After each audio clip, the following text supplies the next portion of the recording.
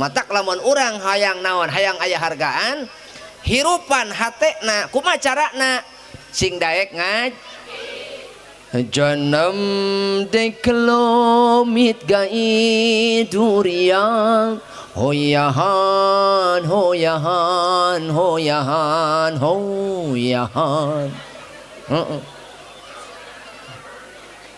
daek ngaj ngaji jalma bareto kana ngaji daekan meh nyaho meh nyaho meh nyaho. Gampang pinter mah nyaho be heula, betul? Gampang pinter mah nyaho be heula. Salat wajib. Jawab, salat wajib. Maka nganyahokeun kaifiat salat leuwih wajib berarti. Kahartos ieu teh manawi.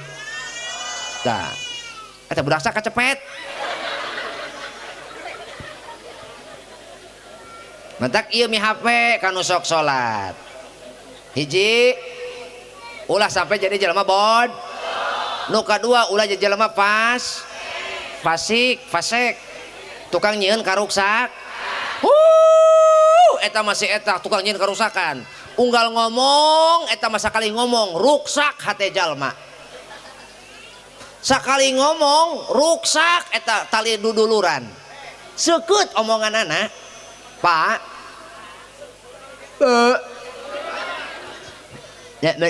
Bisa ngomong manfaat. Lamun kakak teu bisa ngomong manfaat, minimal lamun urang teu bisa ngomong manfaat ulah nganyerikeun hate bat. Eta we ce. Lamun omongan urang teu bisa nyaangan batur ulah moekan hate. Lamun omongan urang teu bisa ngabagiakeun hate batur ulah ngamantak nyeung ceurikan bat. Ulah mantak nyieun batur ceurik. Ih. Cok. Oh, cok. Ieu mah bororaah batur, bororaah ka batur ka pamajikan ka ceurik we pamajikan. Kanyanyerian kusaha kusalaki gara-gara naon bodoh gara-gara naon fasik teu boga duit laju bae indit ngusup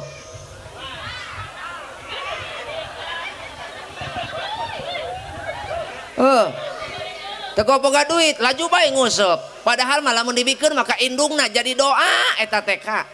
Lamun dibikeun mah duit sakitu pake nyenangkeun pamajikan, nyenangkeun anak, tuluy anak jeung pamajikan ngangkat leungeun ya Allah, nuhun rezeki ngalangkungan salaki. Suburkeun ya Allah rezeki. Ingat Pak, rezeki nu dibawa ka imah teh lain ladang bapa, eta teh doa pamajik.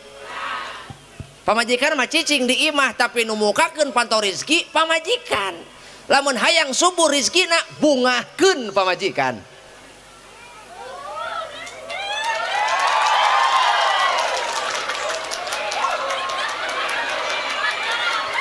Tenang, tenang. Sekarang sakodeng deh dibabak kok aing pan. Tenang. Lah iya Bu, Pak, make akal atuh. Lah orang pengen punya istri cantik tapi nggak mau modal, gimana urusannya itu? Iya, ini mah istri bapak pengen cantik, kepaksa dia pakai tepung sajiku. Iya. Istri pakai tepung sajiku, cantik kagak, kriuk iya. Oh banget sih rangu amat.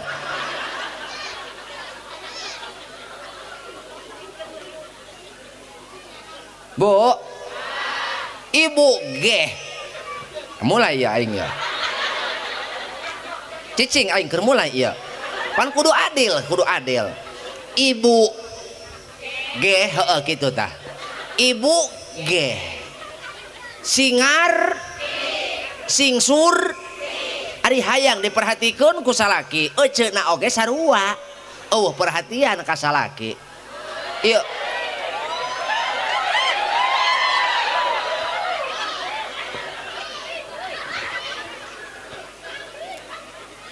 meta kendang aing ieu mah teu kaup mah mere saeutik lamun lalaki mere duit ka pamajikanana saeutik laju bae ieu mah ngacaprak babaung. Hayang apal pamajikan babaung kumaha?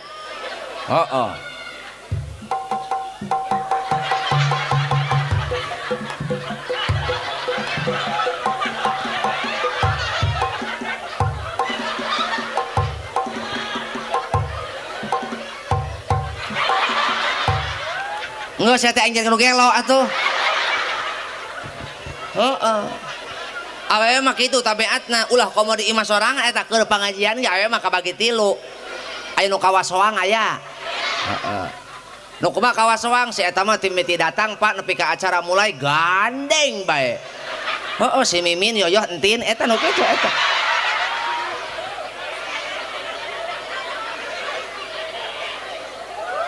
Aya ci yoyoh.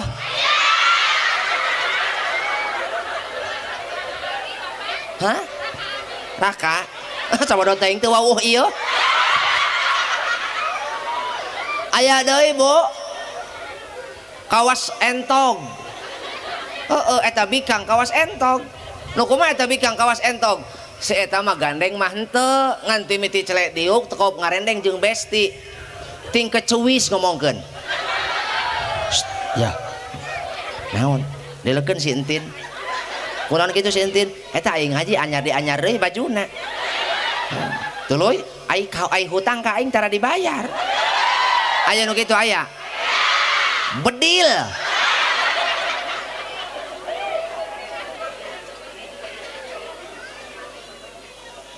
Aya deui nu katilu. Gandeng henteu, ting kecuwis henteu. Ngan si eta mah gagayem teu eureun-eureun. Heeh. Ngos beak sosis nitah budakna tuh pangmelikeun melon serut. Beak melon serut nitah di ka budakna pangmelikeun cimol. Apal cimol? Aci? Beak cimol tuh pangmelikeun cilok. Aci?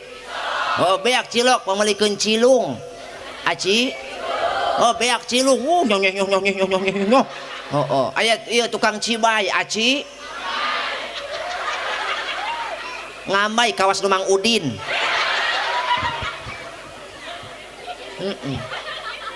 Beak cibay aya tukang cimol aci digemol cimol digaros ledis aya dia tukang ciduh aci diseduh Mang ieu meuli ciduh cek mamangna teh. Bo ibu mah hayang diperhatikeun ku salaki tapi henteu taat.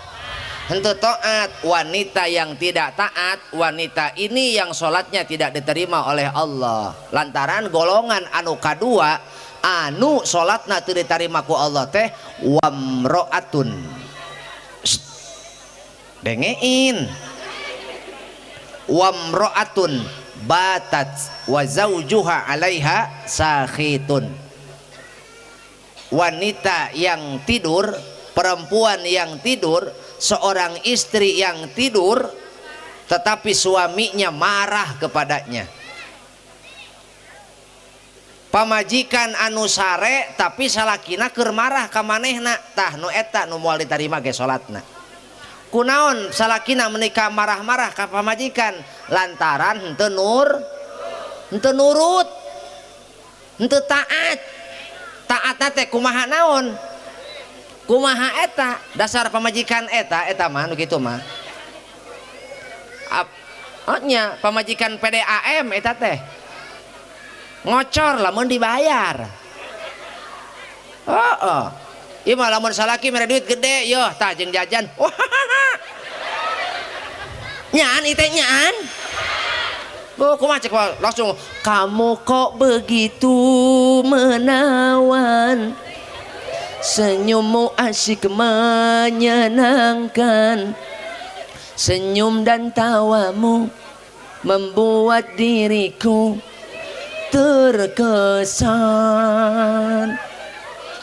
Da gede atuh merekna. Coba lamun salaki merek nutnyik. Salaki merek duit nutnyik.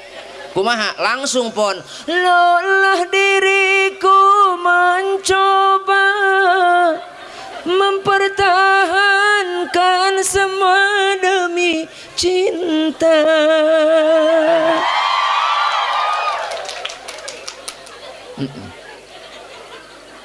Teh eta nu keprok eta korban salaki koret eta.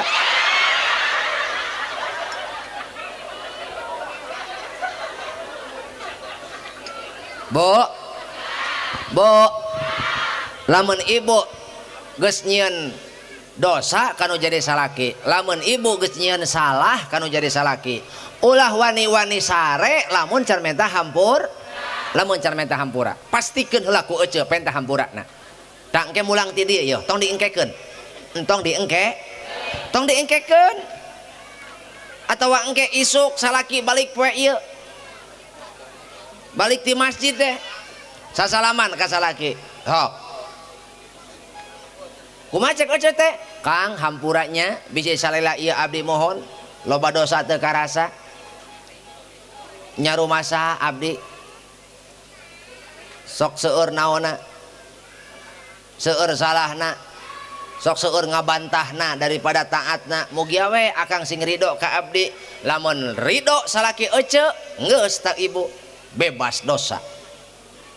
Kunaon ibu kudu taat kanu jadi salaki lantaran salaki mananggung dosa pamajik. Mantak seperti apapun suamimu, Bu, jika kumaha wae salaki ibu, sanajan salaki ibu teu loba duit, sanajan salaki ibu teu loba elmuna, sanajan salaki ibu teu boga jabatan, teu boga pangkat, wajib istri taat kanu jadi salaki sorangan lain salaki batur. Imai ka salaki batur ngomong meni ieu meni landah-landah pangarsa mampir linggih ieu atuh ngopi heula di abdi yeuh eta ka salaki batur. Ai ka salaki sorangan heuh aing kabenerah yang ngopi wae ti tadi.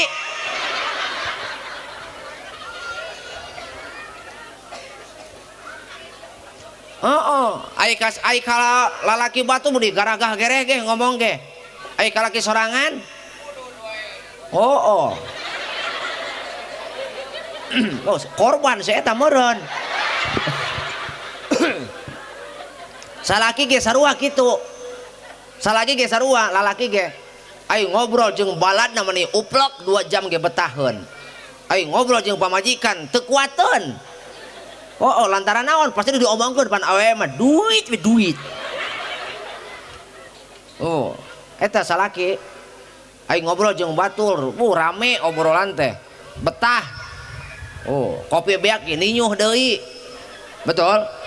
Udud beak ge muka deui. Meni resep ngobrol jeung balad. Ai ngobrol jeung pamajikan. Kunaon teu baretaheun ngobrol jeung pamajikan? Ayo. Bu, pasti aya nu salah, gerak beresan. Naon cenah? Beresan. Lantaran urang nyaah salat urang bisi teu tarima. Awewe anu sare sedangkeun salakina marah ka manehna. Matak gura-gura minta hampura.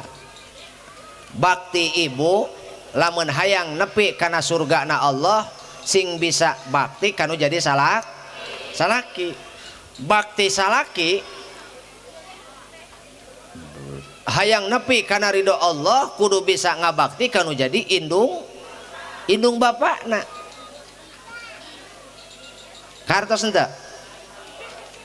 Taraje ibu mah lamun hayang nepi kana ridho Allah teh bakti ka salak.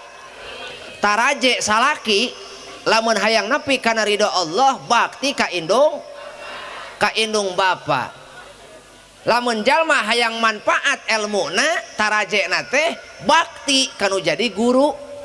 Nah, matak lamun ibu hayang boga anak manfaat, hei, dengein.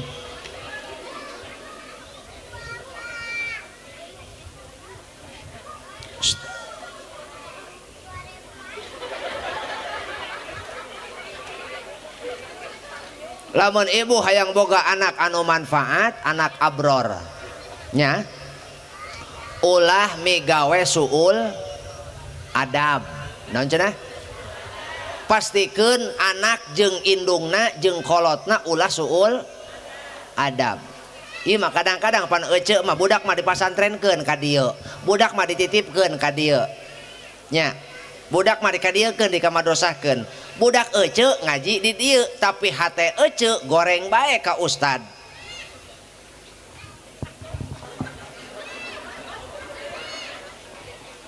Nah ieu sanu ngalungkeun. Rajeun mere nu kieu ka aing deuleu. Ih haram jadah doang. Bo,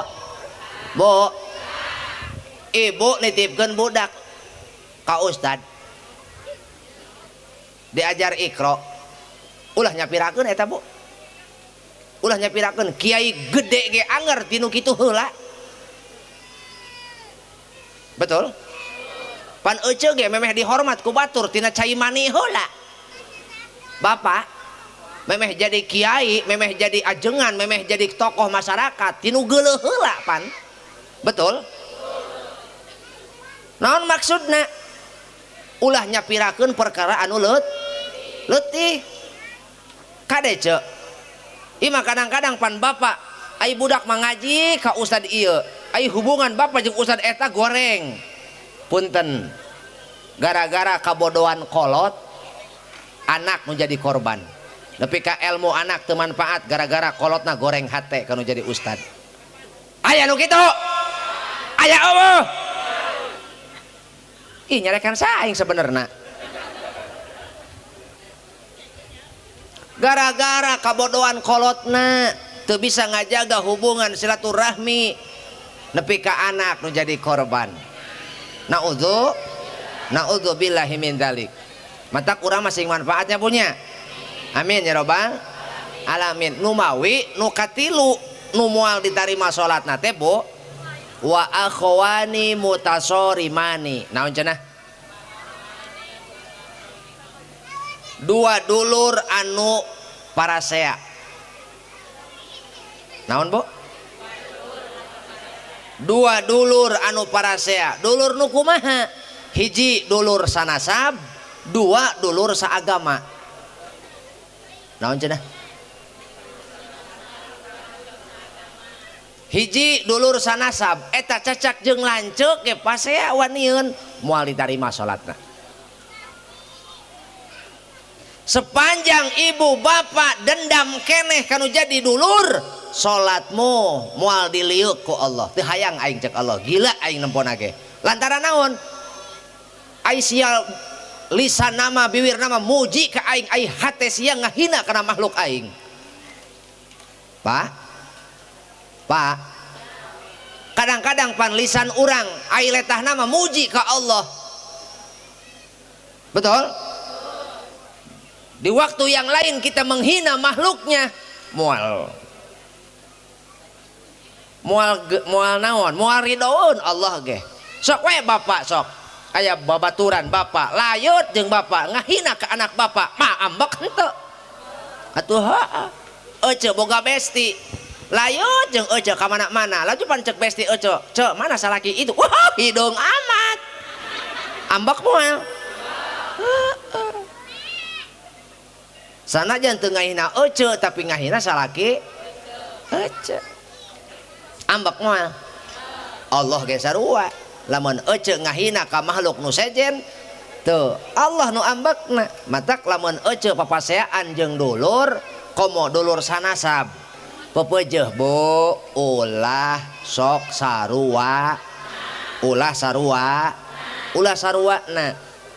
Bayangkeun ku bapak, bayangkeun ku ibu, urang teh lahir dina rahim anu sami, diasuh ku indung anu sami, dihuapan ku leungeun anu sami. Kadang-kadang baheula ge keur leutik urang sare sasimbut duaan, sakasur duaan, gara-gara beda penghasilan, gara-gara beda nasib nepi ka wani ngahina dulur. Tanu kitu nu goreng teh. Indung ge indung kudu adil ngalak naon? Memperlakukan anak, Bo, kudu adil eta ibu nyang hareupan anak. Ieu mah ai ka anak anu jadi PNS, ini sagala jeung Ujang jeung Asep. Ai ka anak anu jarang balik teh, setahun sakali balik lagi da gawena di Jakarta.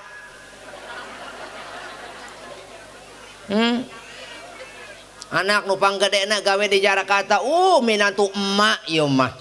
Bu, minantu emak ieu mah. Nah ai minantu nu di lembur nu sok mantuan gegeroh tuh diliuk-liuk. aya nu kitu aya bedil nya ulah sok goreng hate ce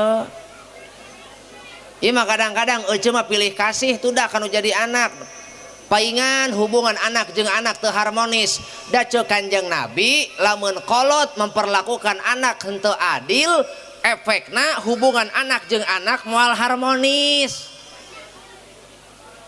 tuh mata Kanjeng Nabi nyepertikeun lamun bapak nyium embun-embun anak cium kabeh ulah hiji wungkul boga incu dua cium kabeh ulah nu ieu mah wungkul incu abah nu itu mah henteu da pedah minantuna pan si eta mah pemain slot wae pedah minantuna nu itu mah tara ka masjid pedah nu itu mah minantuna tara mere udud jadi incuna ge teu dipalire nu ieu we nu dicium teh isukan budak leungit ajen budak bakal ruksak hubunganna dulur jeung dulur parasea na'udzubillahi min dzalik ih mah kadang-kadang kapan ibu mah teu adil teh ya aya keur hajat aya keur hajatan aya dulur salaki mah diharawu cicingna oh aya dulur pamajikan mah nyareng cle dihareup deket pelaminan aya nu kitu aya oh atawa sabalikna dulur lalaki mah garagah di batik dulur lalaki garagah di batik dan sabna da tarurun dina mobil aya dulur pamajikan mah nu hiji dihawu nu hiji ngahadekeun cai oh nu hiji mupulan piring oh aya nu kitu aya teu adil eta teh nu kitu teh bo sepanjang urang hayang ditarima salat sing akur jeung dulur lantaran urang teu apal buat urang bisa hirup sakieu doa ti dulur betul matak urang sodakoh gampang kabatur kasaha heula hiji ka indung heula kasaha hiji ka indung heula lamun boga duit boga milik ka indung heula lain ka dulur lain ka batur ka indung geus bisa mere indung ka kara kasaha ka dulur lain ka yatim lain sia masalah wae mun kuat mapai ka yatim alus eta ge sarua tapi kan cek dina Quran ge heula kolot heula tuluy dulur tuluy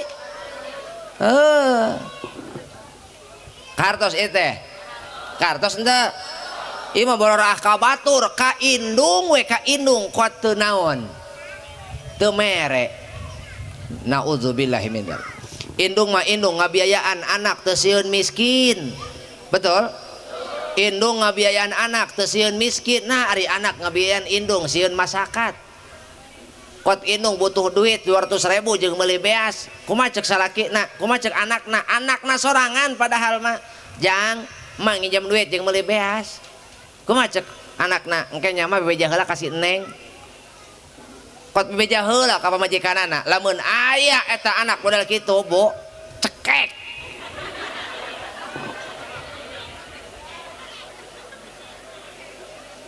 indung sanajan gaji bapak dibikeun ka indung kabeh hakna ieu non sia malotot ka aing sanajan eta duit salaki teteh dibikeun ka indungna hakna ieu eta teh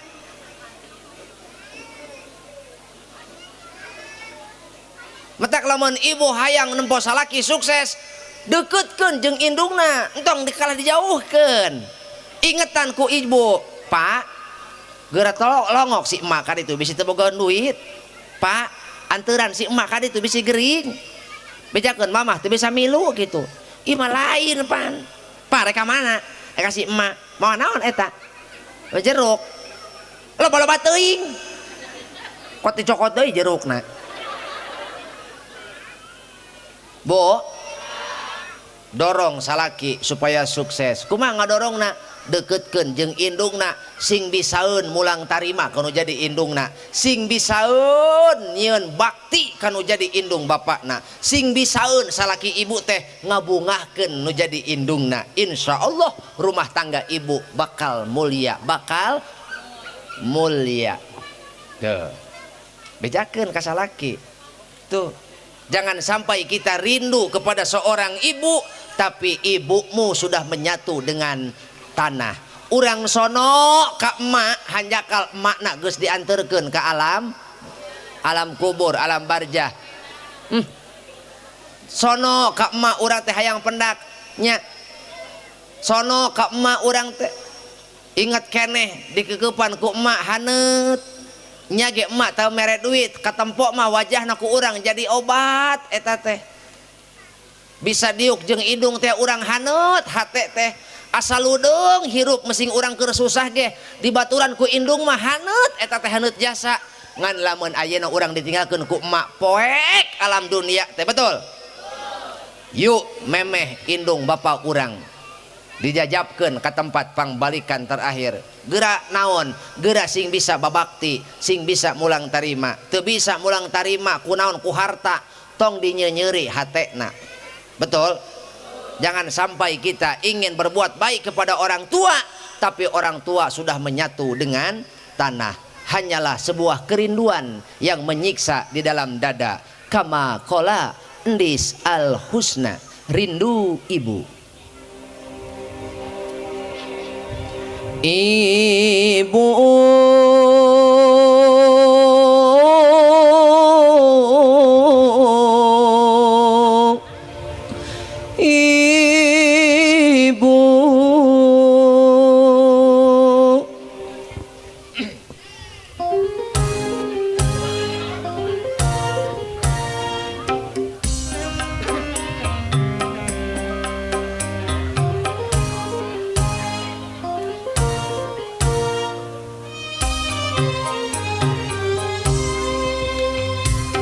ku rindu oh padamu ibu, kasih dan sayangmu selalu ku rindu.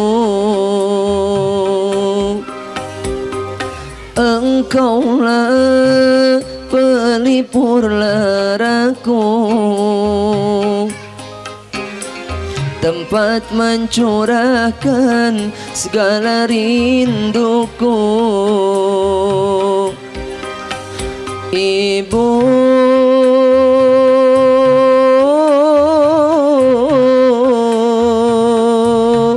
ibu,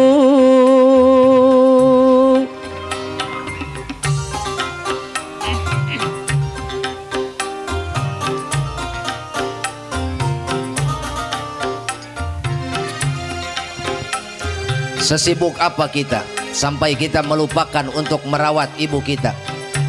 Sesibuk apa kita Pak sampai kita lupa untuk berterima kasih kepada ayah kita?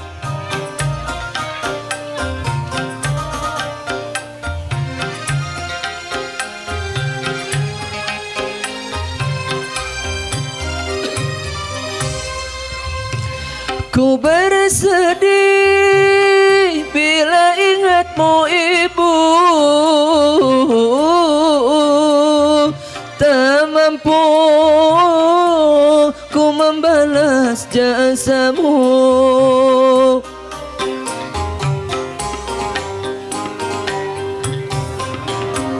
Ku di sini selalu merindukanmu, cintamu takkan lekang oleh waktu.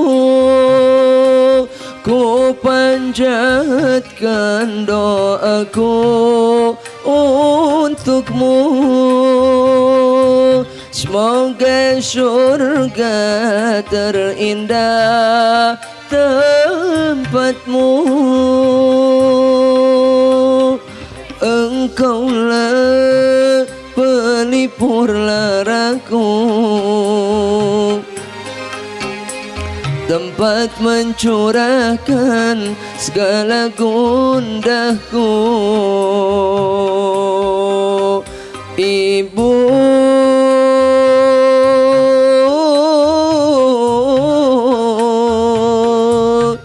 ibu,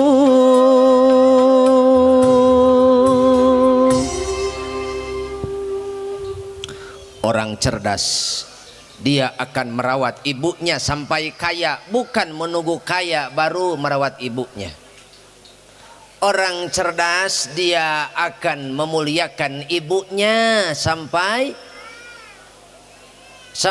mati, bukan menunggu mati baru memuliakan ibunya. Jika ada di sini orang yang sudah berumur 40 tahun ibadah tebeki, aya jalma usia 40 tahun ibadah tebeki, rumah tangga teregejeg wae, anak hese diatur wae, usaha tedeken kapendak wae, karena ibadah sangheuk wae hawana, hirup di alam dunia asa sumpek wae.